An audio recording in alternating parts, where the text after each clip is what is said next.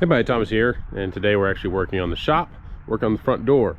I just cut these on the sawmill. This is actually what, 3.5 inches by 5/8 inch thick oak strips. Now these are water oak and everything. This is a mantle piece that I actually had to cut some off of and everything, and it had been drying now for just over a year, so these are actually pretty dry. The moisture you see on them was from running the blade, or the water on the blade, excuse me. But we're gonna work on this door. So this door right now, this was actually thrown up while it was green. What this is red oak that we cut on the Peterson swing blade when it was over at my buddy Mr. Robert's house. So these were cut just under a year ago. I think these were cut like 8 or 9 months ago, something like that. And as you can see, we do have some shrinkage. We have about a 1/2 inch between each of these gaps. So that means on a 1x6 board, which was what these were, they shrank a total of a 1/4 inch on both sides. So you have a 1/2 inch shrinkage for each one. But anyways, that increases your gap between these to be roughly a 1/2 inch. Yeah, that car wanted to get on it, I guess. Anyways, we have these gaps here. Last night I actually went in there and we put in the insulation. And whenever I built this door, I actually accounted for that. I actually did not screw in these screws right here. I only had them screwed in the middle because I was expecting shrinkage to occur. The shrinkage has pretty much occurred. This has been through the summer, the beating sun, this, that, and the other. So I feel pretty good with these, and I'm gonna have later oil this door, so I'm not too worried about it. And the frame that I built with this is a very stout frame, so not worried about really movement there.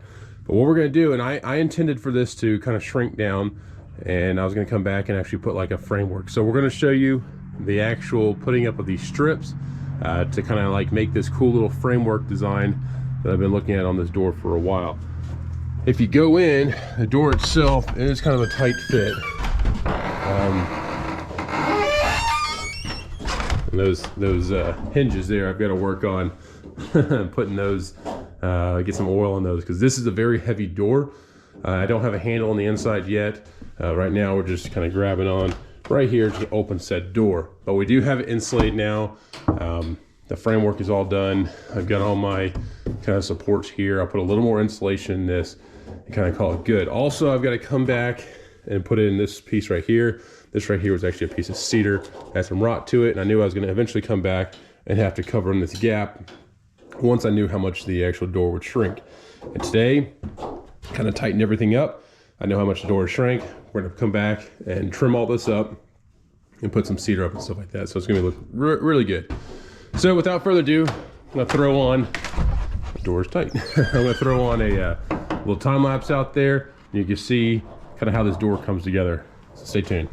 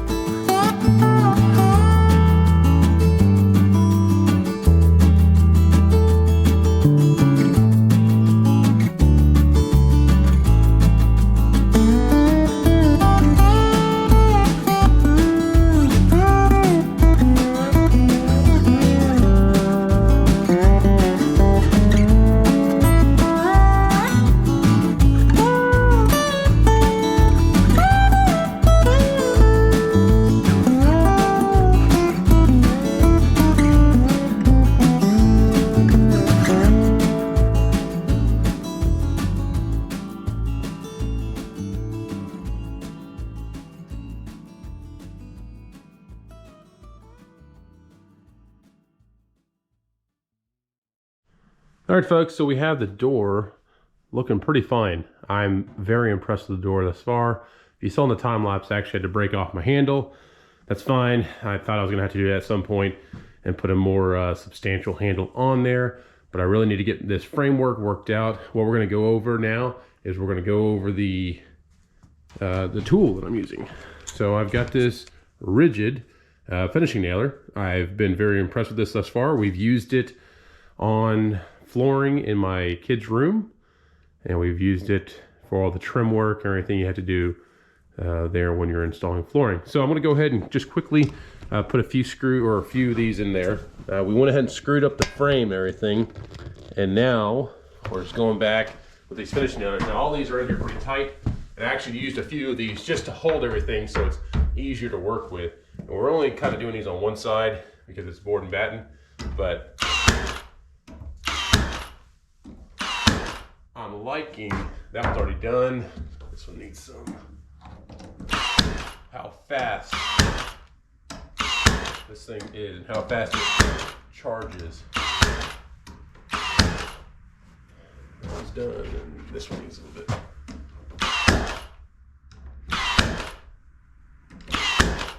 So, anyhow, very impressed. In fact, I can actually come back on the side here and just do a few areas to hold it down. You can kind of, again, assess how fast this battery pack nailer is going. I like it.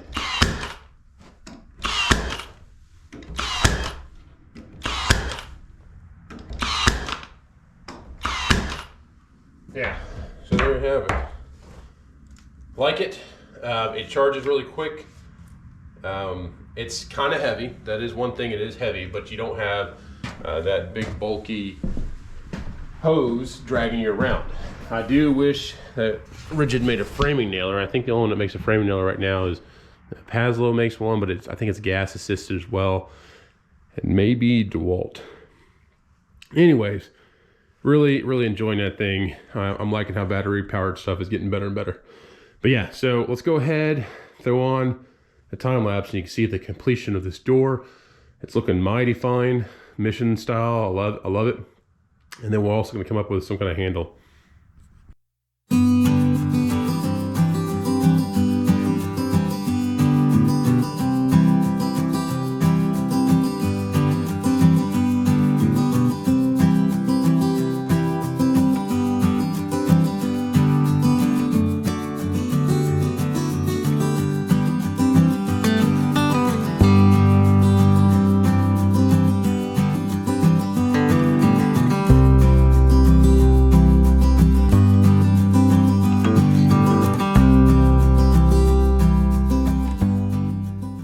Okay, so handle gone.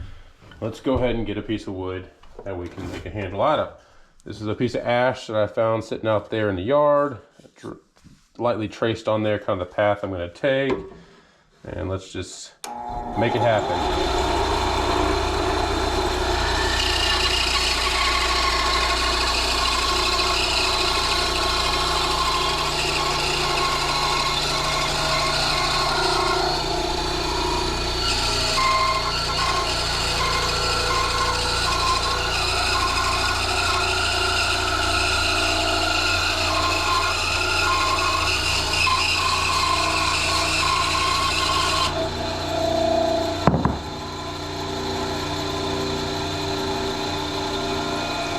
I'm not the best on a bandsaw. I can get by.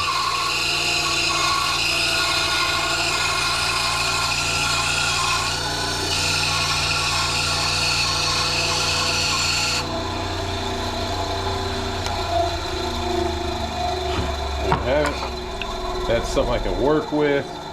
I'll drill out some sections on here so I can actually get a good firm grip. It's not too big, but I will have to sand down quite a bit on here. I think that'll be a nice handle. So we'll give that a go. Hopefully I can make this work. Okay, we have the handle in place, and now we actually get to do one of the things I really enjoy doing. And that is forming the handle while it's in use, like in play. So I have this angle grinder, Ridgid angle grinder, of course, because everything I use is pretty much Ridgid. And I'm gonna go ahead and make this ash handle kind of feel appealing to the hand. I'll do a little bit here so you can see what it looks like, and then I'll switch to a time lapse. But I just got to take down the sharp edges pretty much.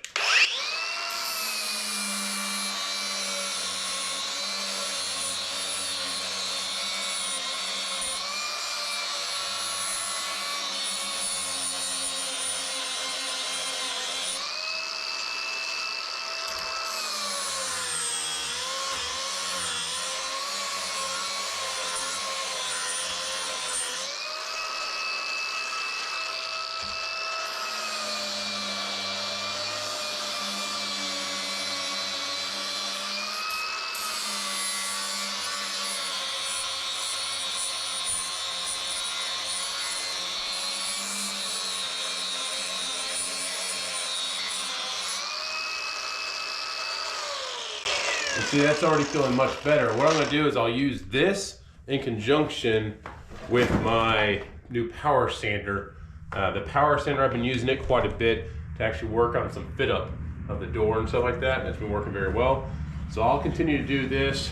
This is actually feeling, I mean, just a lot better. Just by taking those sharp edges off the corners there, it feels better. Getting these ones on the inside will be a little more difficult. And on the real time, it'd just kind of be silly because I'd be standing in front of the camera. But let me go ahead and get the time-lapse going. I like how that feels. It's sturdy. Ash is a very good, strong wood, and I like it.